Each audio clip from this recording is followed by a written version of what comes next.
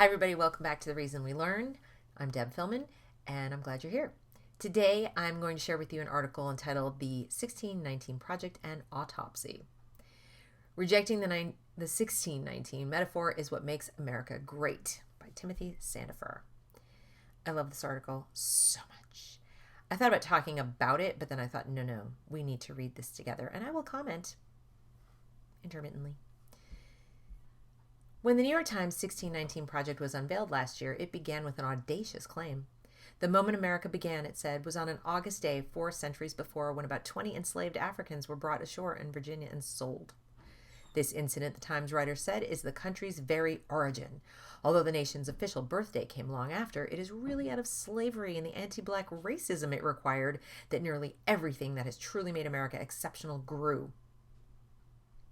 Let's stop there and think about that for a second. Although the nation's official birth date came long after, it is really out of slavery. It is really out of slavery. Like, not that other stuff. It is really out of slavery and the anti-black, exclusively apparently, racism it required that nearly everything, at least they said nearly, that has truly made America exceptional grew. These opening sentences and more recent statements by the project's organizer, Nikole Jones, have recently generated a new round of controversy due to revelations that Times editors altered the online version of the project's text after being criticized for calling 1619 the nation's true founding. Scholars, such as economic historian Phil Magnas, have, with justice, viewed these unacknowledged edits as violations of journalistic standards, but the project's editors have responded by saying the changes were immaterial because the idea that 1619 was the true founding was never meant to be taken literally. We know this nation marks its founding at 1776, wrote Hannah Jones in a since-deleted tweet.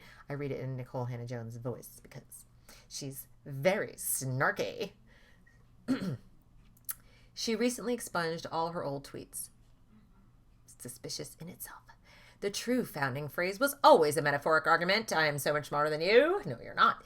New York Times Magazine editor-in-chief Jake Silverstein repeated this defense in an article days ago. The year 1619 was always meant as a metaphor, he wrote. Whatever errors the editors may have committed, the project's core premises remain unshaken, but maybe stirred.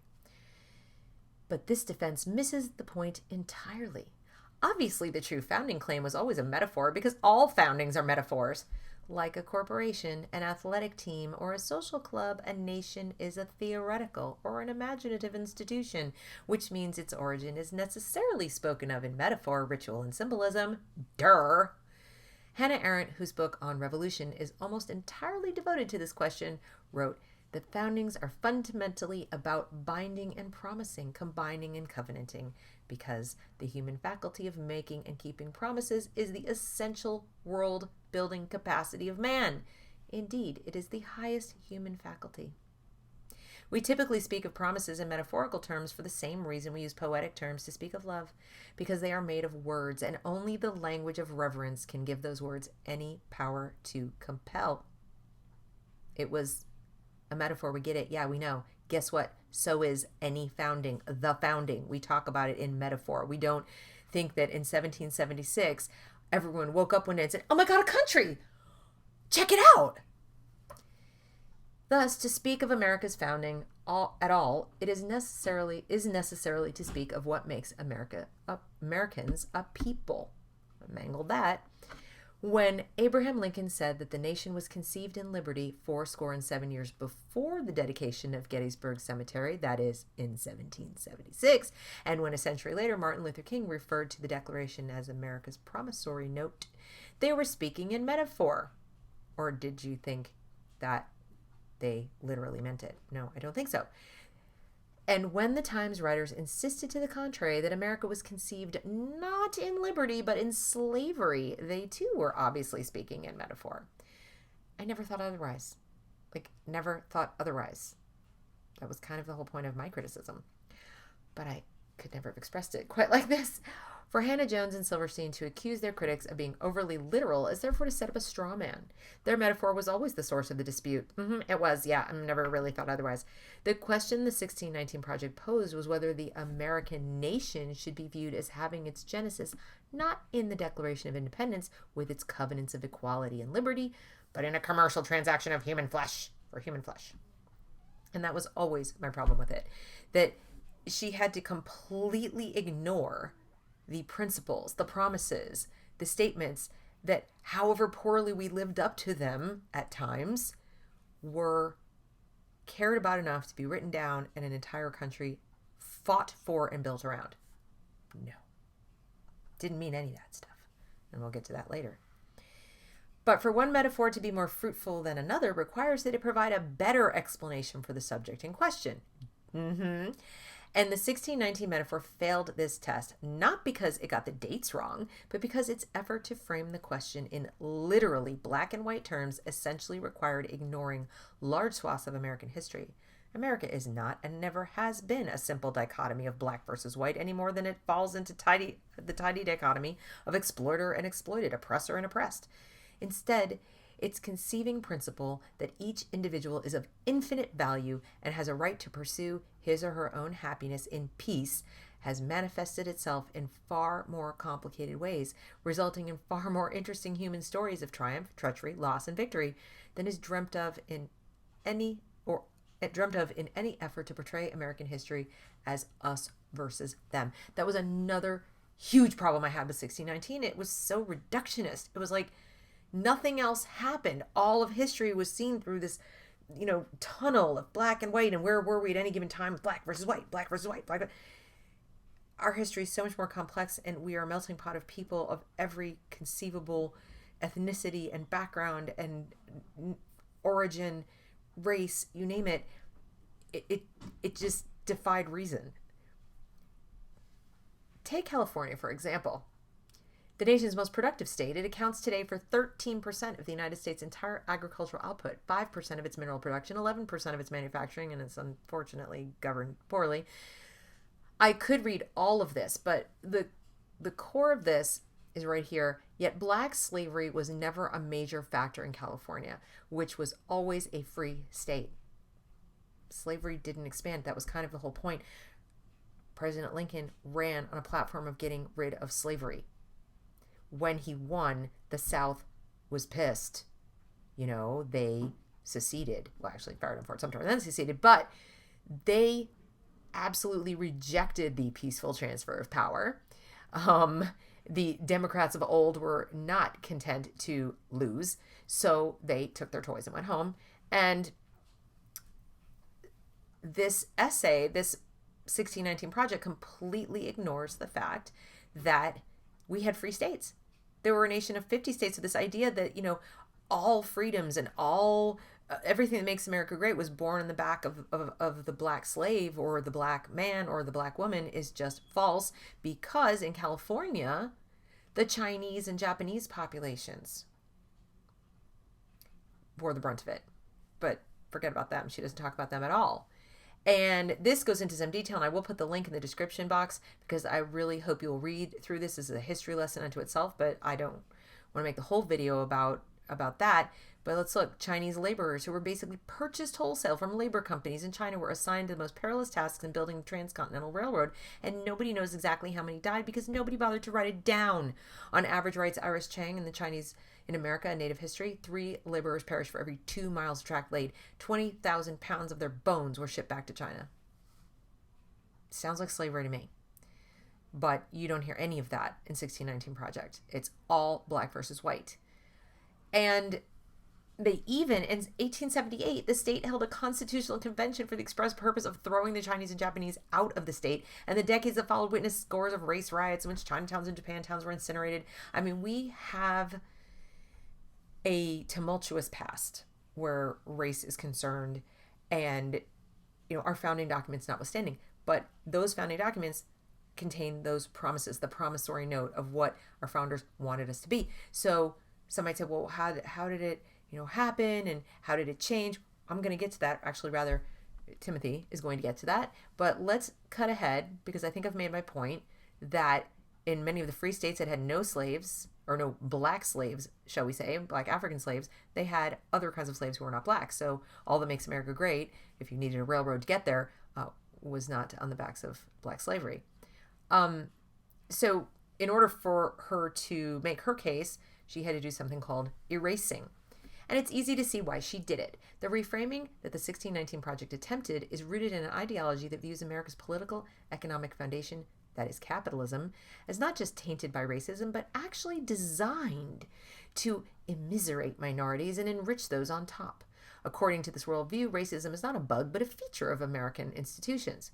But that binary narrative collapses in light of the struggles and especially the successes of countless Americans of all races who have found this country to be a refuge and a land of opportunity. My great-grandfather was one of them. He came to this country at the age of 13 with $9 in his pocket, running away from the Tsar's Cossacks. He couldn't bring his family with him, or rather his family couldn't go with him. They sent him on ahead because he was the eldest son and said, go make your fortune, and if we're still alive, please bring us over one at a time, which is what he did, as many of them as he could, as long as they were alive.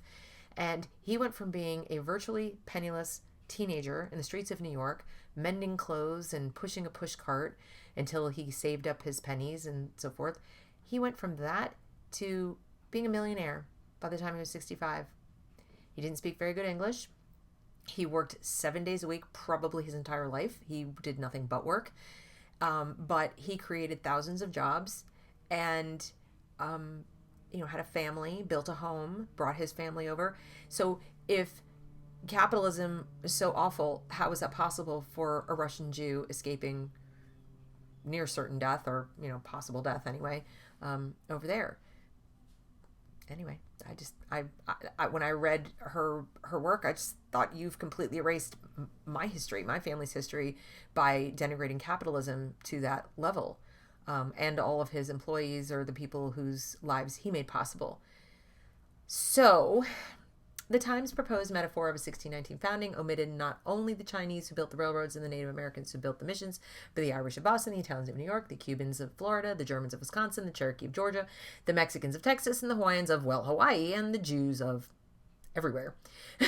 Many of whom have taken advantage of liberty to realize the nation's founding promise. More generally, it ignored the fact that the racial conflicts that have plagued American history are far from unique to the United States. On the contrary, every square inch of the planet, from Rwanda to Nanking, from Poland to Colombia, has known such bigotry. Slavery, too, is ubiquitous in mankind's past. Yeah, it is. We didn't invent it. It may, in fact, be the oldest human institution after the family. What was unique about America? This is it right here that she missed, and this is why I argued with her on Twitter. What was unique about America was that its founding marked the very first time that a nation was expressly founded. The very first time that a nation was expressly founded on principles incompatible with slavery. Say whatever else you want about hypocrisy, about not living up to it, about the fact that they still had slavery. Say whatever you want, but it was the first time that they wrote right into the document principles incompatible with sustaining, making it unsustainable. They're written in there. Little wonder that the world's first anti-slavery society was established in Philadelphia in 1775, a year before the founding. I know you can all do math, I just had to say it. And little wonder that for all its awful shortfalls, America has served as a refuge for the oppressed, from the Huguenot to the Hmong to the Jew, etc. Had the Times set out to tell that story to celebrate the struggles of Americans whose ancestors were once excluded and exploited and whose victories are still too little known, things might have turned out differently. Yeah, you think? She could have made this great. And there was some hope at first that it might, as Times columnist Bret Stephens observed in an October 9th column for which he was eviscerated by people on Twitter. Hannah Jones expressed in her opening essay the unabashedly patriotic thought that Black Americans have more than earned the right to celebrate their Americanness. But that idea clashed with the project's larger thesis that capitalism is inherently exploitative and that anti-Black racism is the real nucleus of American nationhood. This implicit conflict of visions plagued the project from the outset, although Jake Silverstein now claims that the point of the project was to think of the 244 years of effort to live up to our founding ideals as part of a larger freedom story. That effort only makes sense if those founding ideals are indeed our founding ideals, which is just what the 1619 Project articles denied. And that's exactly the point. They want to have it both ways.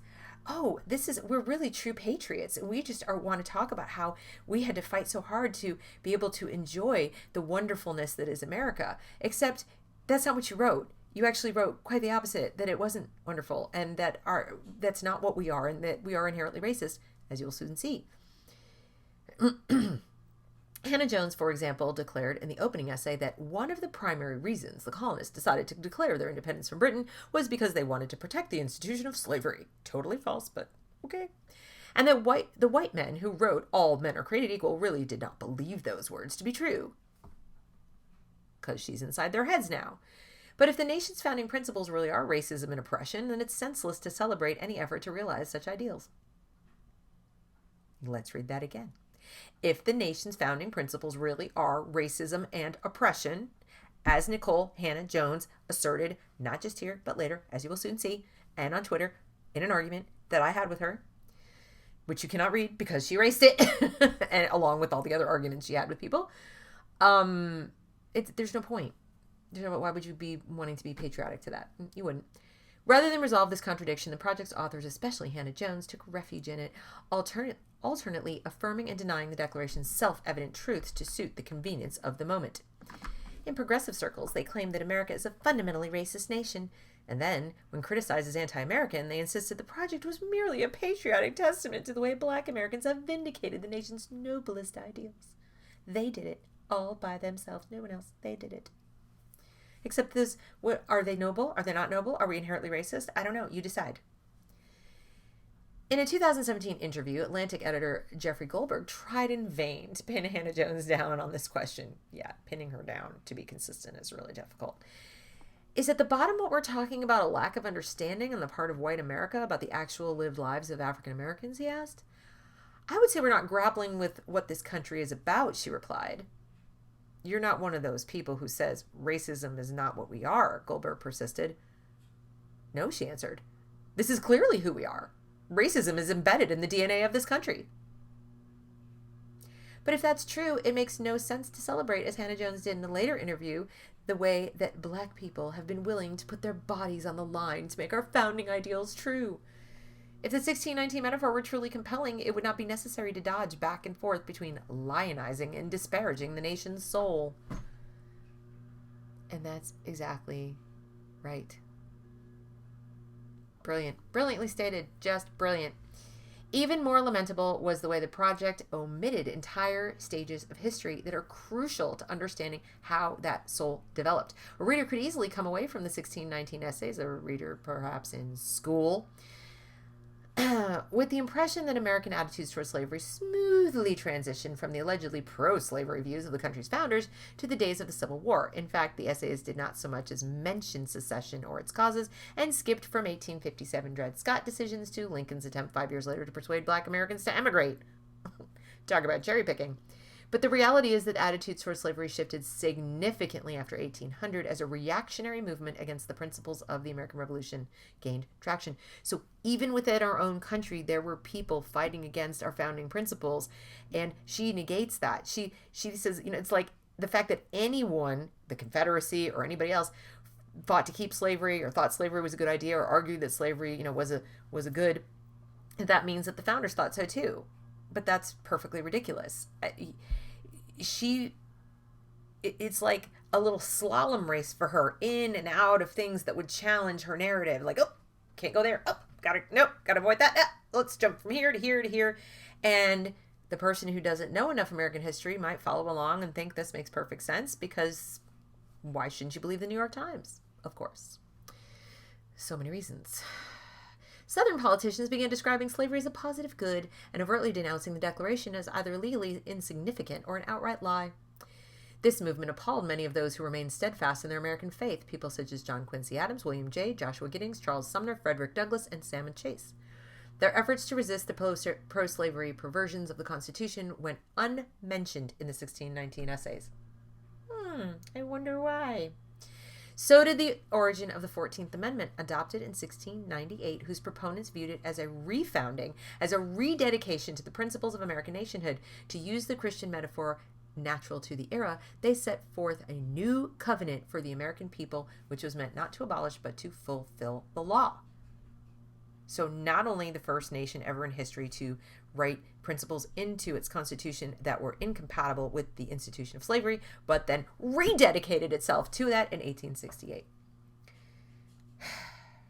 All of this matters beyond history classrooms, thousands of which are now teaching curricula based on the 1619 Project, because the metaphors we find persuasive about the nation's identity say something not just about the nation's past, but about ourselves. And this I want to stick with for a moment here. Please bear with me. Thousands of classrooms are teaching curricula based on this.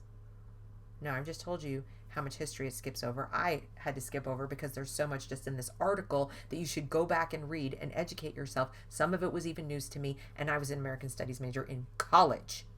So now imagine your elementary school student, middle school student, high school student, because they don't say what age, do they? Say history classrooms. And this curriculum is for all ages. Obviously, it's adapted for those ages, but at the core, it's already wrong.